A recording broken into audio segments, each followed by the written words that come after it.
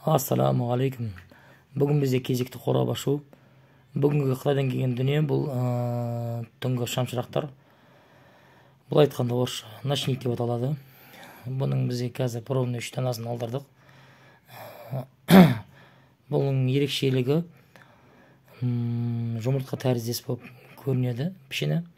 Одан кейін розеткаға, яғни розеткаға тығылады. Розеткаға тығылғаннан кейін жанында несі бар, пульті бар. Одан кейін бұның бір ерекшелігі жанғаннан бөлек әртүрлі бағытқа бұралады, басы бұралады.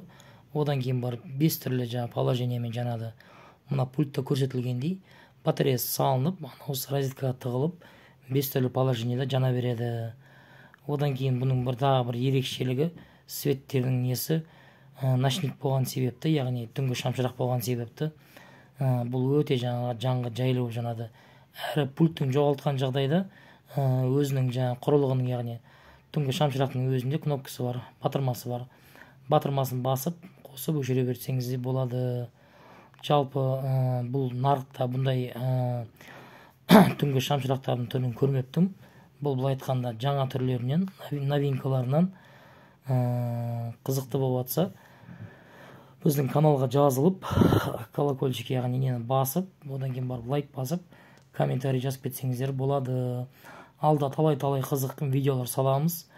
Бұда распаковкадан бөлек, яғни қорап ашудан бөлек, қосымша тағы да заттардың сапасын, заттардың айтқанда қалай жұмыс жасайтындығын, одан кейін заттардың жалпы характеристика дейді ғой, қаншалықты қандай қуатта екен, я болмаса қандай сапада екен, соның бәрін егжей-тегжейін көрсете жатамыз.